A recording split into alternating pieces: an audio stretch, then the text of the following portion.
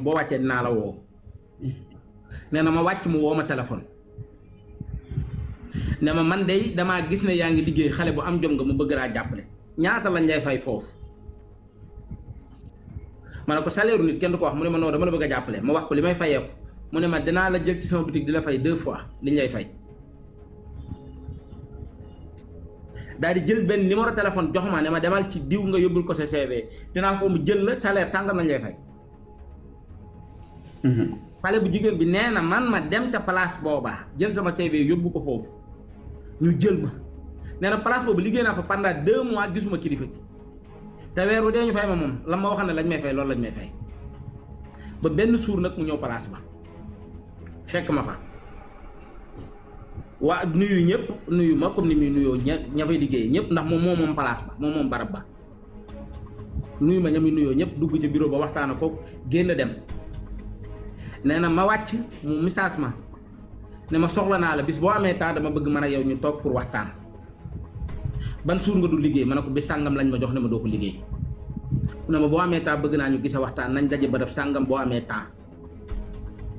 nee na ñu dajee toog waxtaan mu ne ma lan ak lan ngay def fan nga dëkk ma expliqué ko sama cas sama yaay dafa feebar ay rakk yu ndaw laa am sama papa dama luye bërëb sàngam loolu moo tax ma dagg sama njàng fii laa toll nee na ñu waxtaan ci domaine boobu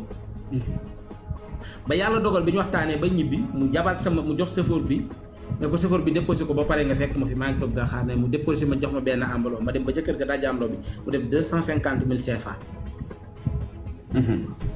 nee na ma am problème nan laa ci joxe sama yaay ndax sama yaay nit ku sadik la daal.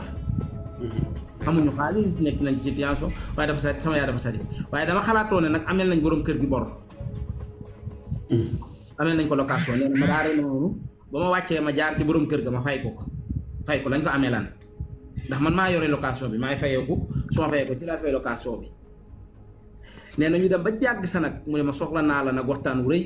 ma ñëw mu ne ma man dama laa soxla mu ne ko lu xew mu ne ma soxlaa moo la pour takk la dama laa soxla pour tëdd la nee na nii la ma ko waxee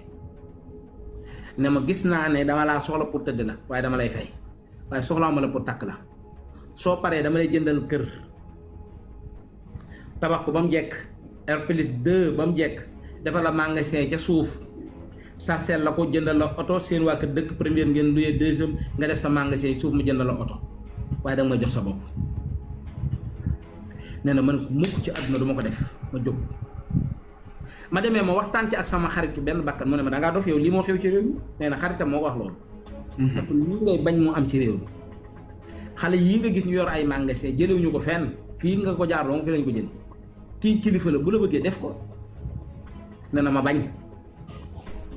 nee na yàlla woo yàlla nag yàlla mi dara tawut nee na taw bi fi mu jën a am te dëkk yi indoone suñ kër bokk ca mooy ndox mi nangu suñ kër te kër ga dañ ko luyoo woon nee na ma woo ko dëgg yàlla nee na bi situation bi amee ma gis ne ñun suñ bagage yépp tëmb na amatuñ fenn fuñ jëm nit ñaa ngi fuñ jëm ma woo ko ne ko wax dëgg yàlla suñ bagage yi tëmb na amatuñ fuñ jëm jaaxle nañ mu ne ko yow da ngaa bëgg dara yéena woo sa yaay jàmm waaye heure bi bu la fekk nga nekk R+1 sa oto gaari sa buntu kër nga am sa magasin am keneen ko luye lu ta daw ci pression yii ngay daw doo ko daw waaye ginnaaw bëggoo dara dinaa la jàppale wool diw mu jox la ci sama